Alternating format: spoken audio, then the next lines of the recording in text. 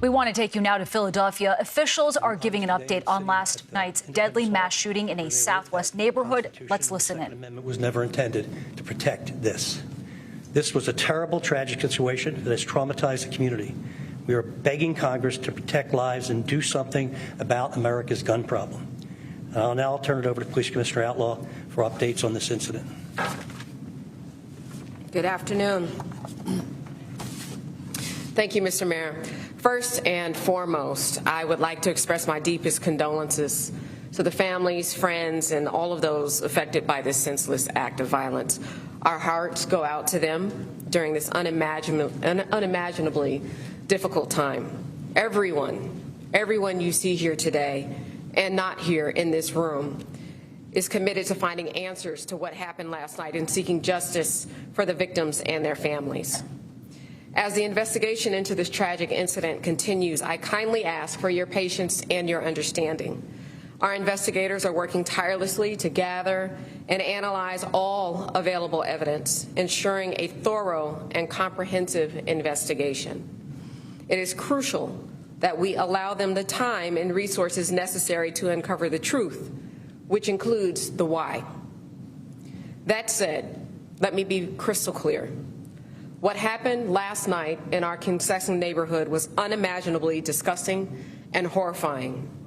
On what was supposed to be a beautiful summer evening, this armed and armored individual wreaked havoc, firing with a rifle at their victims, seemingly at random, shooting 7, killing 5, including children, babies. Such an act of violence is abhorrent and goes against everything we stand for in this community. I, too, would like to take a moment to recognize the valor of our courageous officers, the actions of our 12th District officers and supervisors last night. These officers swiftly and immediately responded to a radio call reporting a person with a gun and an active shooting situation in the 1600 block of South 56th Street. While tending to victims at that location, they heard multiple gunshots at the intersection of 56th Street and Kingsessing Avenue. Some of the responding officers promptly tended to the wounded and rushed them to an area hospital, while others fearlessly ran toward the sounds of gunfire.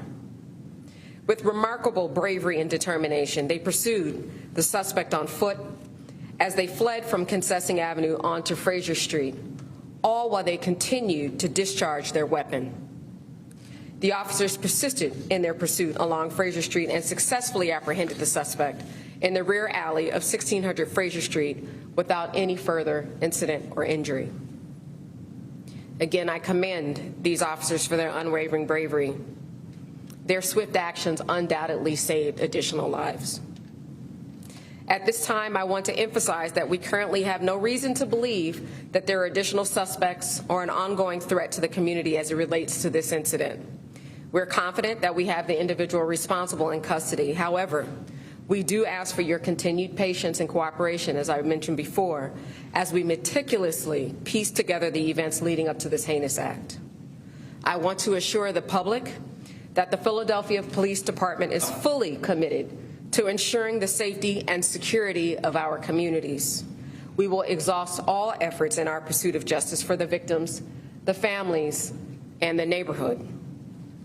In closing, I want to express our gratitude for the support and understanding of the public and the media during this challenging time. Your cooperation is essential as we worked alongside our law enforcement partners to uncover the facts and provide some semblance of closure to this devastating event. Please continue to keep everyone involved in this and affected by this uplifted in prayer. Now I'd like to invite Staff Inspector Ernest Ransom, the commanding officer of our homicide unit, to provide the case details as we currently know them. Staff Inspector. Thank you, Commissioner. All right, so good afternoon. So yesterday evening, approximately 8:28 p.m., officers from the 12th District responded to a radio call person with a gun shooting at 1600 South 56th Street. Officers then located multiple shooting victims at several locations. They were suffering from multiple gunshots to the body. 6 shooting victims were transported to Penn Presbyterian Medical Center, where 4 of the victims were pronounced dead.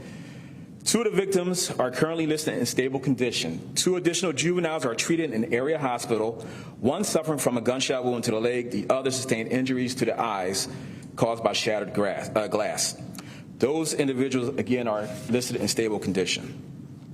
All right, based on our witnesses, interviews, and recovered video, the suspect, while wearing body armor, a ski mask, and holding an AR-15 assault rifle, was observed at several locations near 56th Street, near Chester Avenue and Springfield Avenue.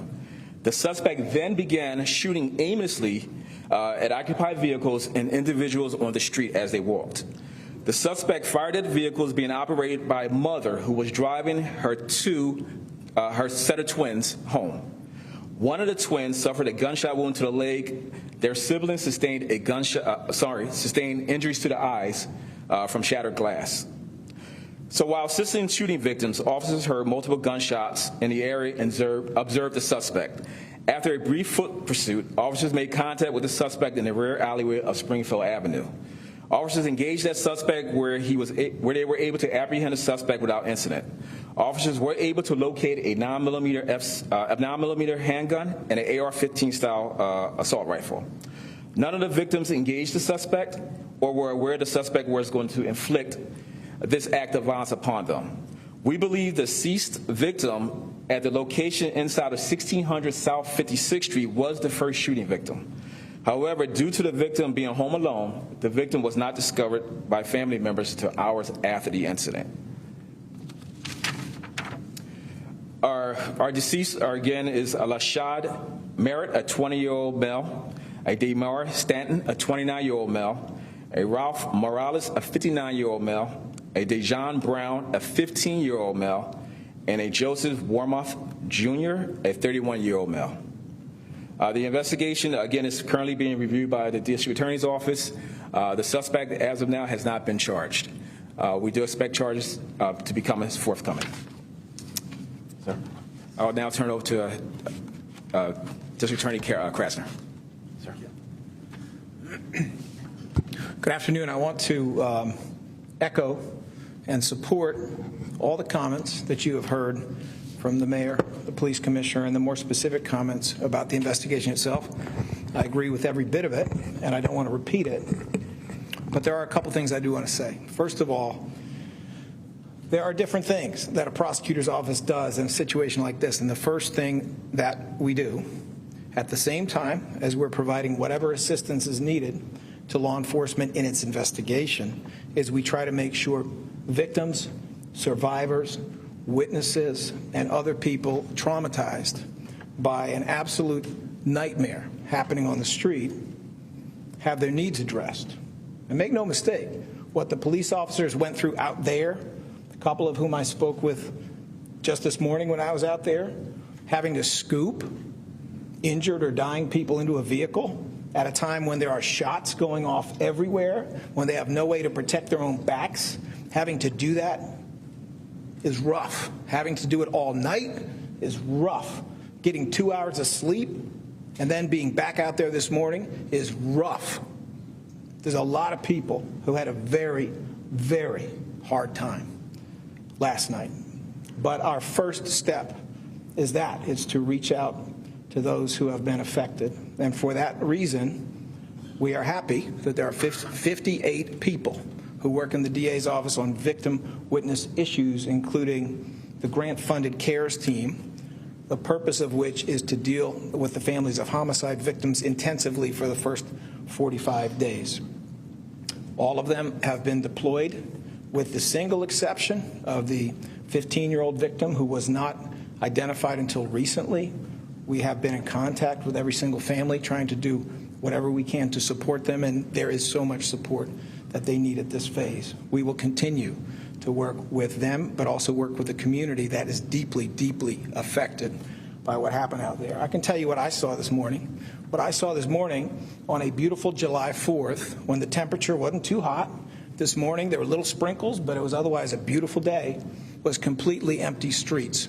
I saw every porch empty. I saw every door closed. I saw every curtain where there was a curtain pulled. I saw no kids playing. I saw a bicycle that had been left there from the time of the shooting, sitting on a corner untouched, apparently untouched for 12 or more hours. Nobody coming out to move it, to take it, to touch it, or anything else, as if everybody understood what happened here was so horrible that for right now, this is a desert.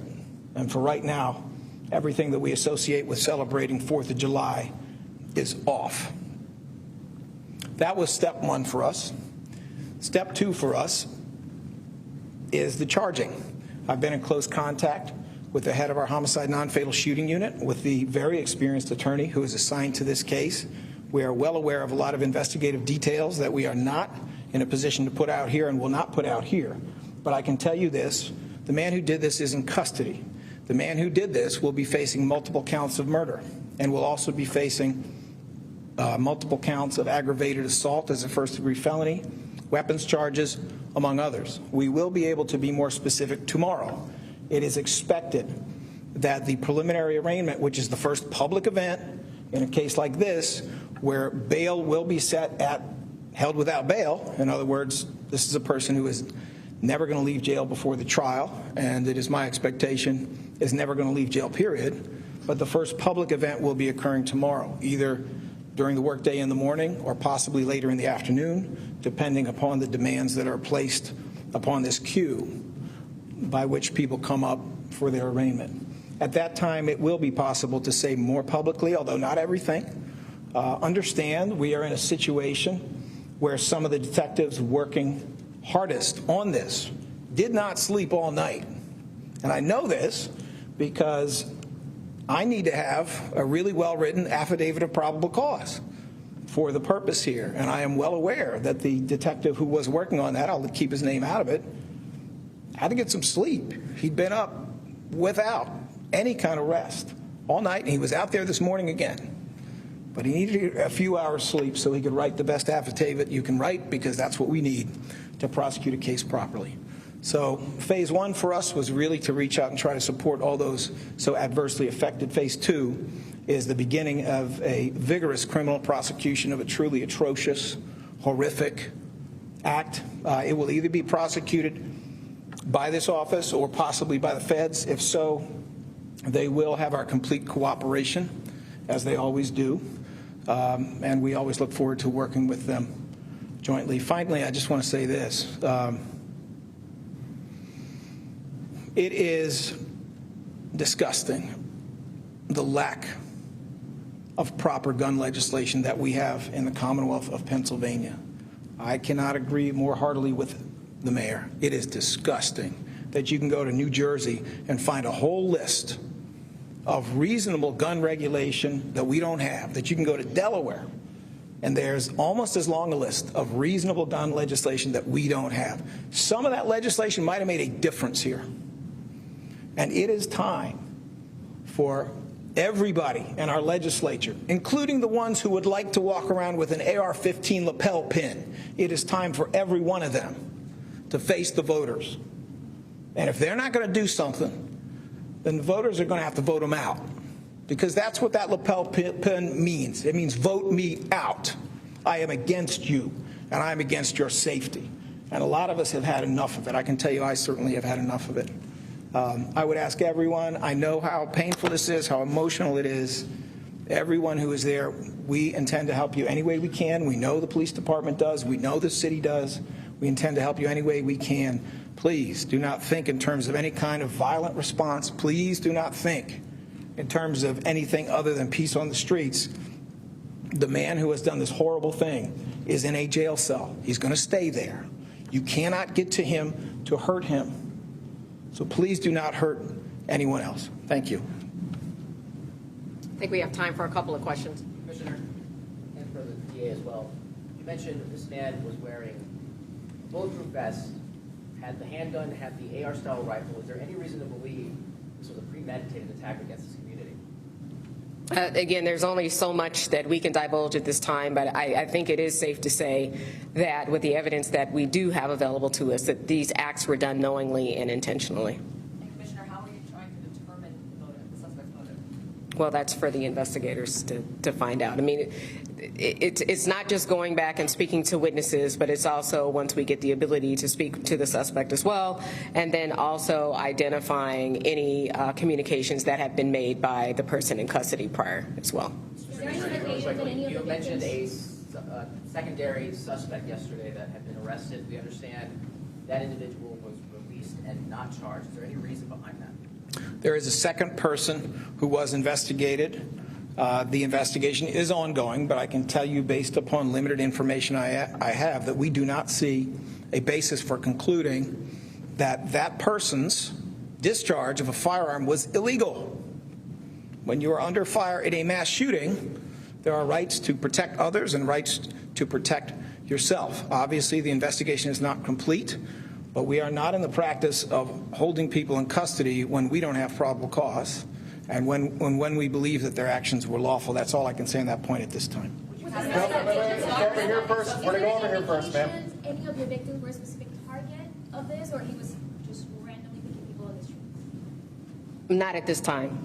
So nobody was, as of right now, any specific target? Not at this time, no. Okay. Ma'am, over here. Can you answer in Spanish? Ojalá que sí. ¿Tienen alguna idea de dónde esa persona consiguió una R-15 y todo el equipo que estaba portando? No sabemos en este momento dónde el defendiente obtuvo su arma, pero estamos investigándolo. Ms. Roll. I know this individual have been charged with say We've been listening to officials in Philadelphia give an update on the deadly mass shooting in the city last night. 5 people were killed, including a 15-year-old boy. 2 were wounded. The city's police commissioner says that she is confident they have the only individual responsible for the shooting in custody. Police say the suspect was wearing full body armor and began randomly shooting at cars and people on the street. This was just before 8:30 last night. They say the gunman was armed with a handgun as well as an AR-15 style rifle.